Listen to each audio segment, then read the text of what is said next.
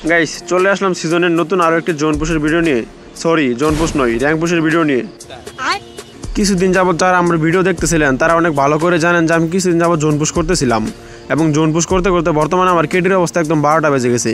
কেননা ভাই zone push করলে কোনো রকমের কিল পাওয়া যায় না, তাই কেটি আমার একদম কমে গেছে। তাই আমি আমার কেটি রিকভার করার জন্য সরাসরি গেমে ঢুকে বললাম।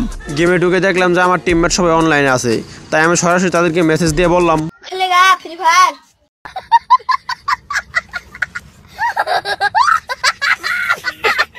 বরাবরের মতো কোনো এক পূর্ণিমা রাতে আমি আমার স্কোয়াড নিয়ে সরাসরি ল্যান্ডিং করলাম শিপইয়ার্ড এবং এখান থেকে হালকা একটু লুট করে যখনই ফাইট করতে গেছিলাম কয়েকবার মারা খাই।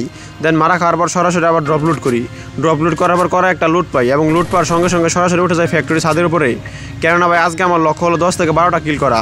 কেননা 10 থেকে 12টা কিল যদি না করতে পারি তাহলে আমার কেডি একটু রিকভার হবে না। তাই আমার টিমমেটের কাছ থেকে একটা মিনি লঞ্চ প্যাড নিয়ে সরাসরি উঠে বললাম ফ্যাক্টরি ছাদে।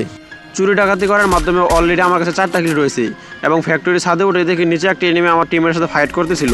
সেই সুযোগটা আমি কাজে লাগালাম এবং এসবিডি ওয়াইতে তাকে ভালো একটা ড্যামেজের মাধ্যমে সেখানে নক করে সরাসরি সেই কিলটা পেয়ে গেলাম এবং অলরেডি আমার কিল 5টা হয়ে গেছে। দেন পিছনে খেয়াল করে দেখলাম যে আরেকটা এনিমি মাত্র রিভাইভ পেয়ে সেই জায়গায় নামলো এবং সঙ্গে সঙ্গে তাকে বুড়ো শটটি শেষ করলাম। তাকে শেষ করতে না করতে আরেকটা এনিমি সেখানে নামলো। এই কিলগুলো করতে ভাই কীরকম যে মজা লাগে শুধুমাত্র তারাই জানে যারা এই কিলগুলো করতে পারে। এরপর লম্বা সময় ধরে জায়গায় অপেক্ষা করলাম যে আর কোনো এনিমি নামে কিনা, কিন্তু কোনো এনিমি নামে না। তাই সরাসরি শেষ জন্য চলে আসলাম এবং নিয়ে নিলাম একটা ড্রাম ট্রাক। কেননা ভাই শেষ জন্য আসার পর ড্রাম ট্রাক ছাড়া কোনো উপায় নেই। এখানে যদি 10 থেকে 15 জন অ্যালাইভ থাকে তাহলে সবার কাছে একটা করে গাড়ি থাকে। তাই কোনো রকমের নিরুপায় হয়ে বাধ্য হয়ে আমি একটা ট্রাক নিয়ে নিলাম এবং সঙ্গে সঙ্গে অলরেডি ট্রাক দিয়ে একটা কিল করে ফেলেছি। দেন আজকে টার্গেট হলো ট্রাক দিয়ে আমাকে 10 থেকে 12টা কিল করতে হবে। যেহেতু গাড়ি পেয়ে গেছি তাই আজকে টার্গেট হলো এই গাড়িতে অত্যাচার করে ম্যাচটা বুয়া করতে হবে। এবং বলতে না বলতে দেখলাম যে 2টি স্কোয়াড সে জায়গায় মারামারি করতেছিল এবং ঠিক সেই সময় গাড়ি নিয়ে সরাসরি তাদের উপর উঠে বললাম এবং সেই জায়গা থেকে 2 জনকে নক করলাম, কিন্তু কিল পেলাম মাত্র একটা। হয়তো আরেকটা কিল কোনো এনিমি চুরি করে নিয়েছে। দেন তাদের স্কোয়াডের লাস্ট একটা প্লেয়ার বেঁচে ছিল, তাকে ধাক্কা দেওয়ার চেষ্টা করেছিলাম কিন্তু কোনো কাজ হয়নি এবং এদিকে এসে থেকে আরেকটা এনিমি নক হয়েছিল। হয়তো অন্য কেউ নক করে রেখেছে এবং সুযোগটা কাজে লাগে সেই কিলটাকে চুরি করে নিলাম। জাস্ট একবার আমার গাড়ি থেকে লক্ষ্য করেন, 2 জন এনিমি আমার গাড়িতে বসে আছে। ভেবেছিলাম যে বুদ্ধি খাটিয়ে লাস্টের জন্য তাদেরকে ছেড়ে দেবো এবং কিলটা আমি নিয়ে নেবো, কিন্তু ভাই এনিমিগুলো যথেষ্ট চালাক ছিল, তাদেরকে ছাড়তে পারিনি। অনেকে বলতে পারেন যারা গাড়ি ব্যবহার করে তাদেরকে পছন্দ করেন না, কিন্তু আপনি নিজে কেন গাড়ি ব্যবহার করতেছেন? ভাই একবার চেয়ে দেখেন, এলাইভ আছে 6 জন এবং 6 জনের কাছে আলাদা আলাদা গাড়ি। এই জায়গায় যদি আমি গাড়ি না নিই তাহলে আমার উপায়টা কী হবে একবার ভাবতে পারছেন? আবার জোন পড়েছে একদম খালি মাঠে, ব্যাকআপ নেওয়ার মতো কোনো পার্মানেন্ট জায়গা নেই। তাই ভাই বাধ্য হয়ে সেজন্য আমি গাড়িটা নিয়েছি।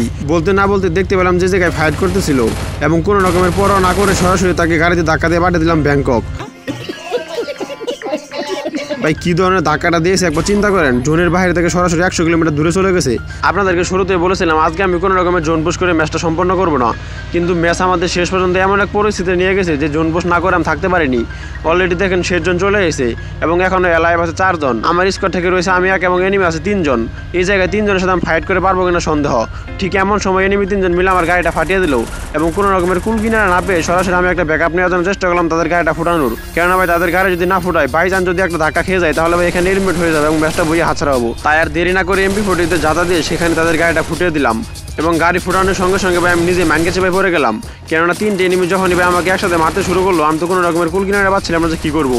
আমার এই স্পিড অবস্থা একদম 12টা বাজিয়ে দিয়েছে এবং খেয়াল করে দেখলাম যে আমার কাছে 7টার মতো সুপারমেট কিট আছে।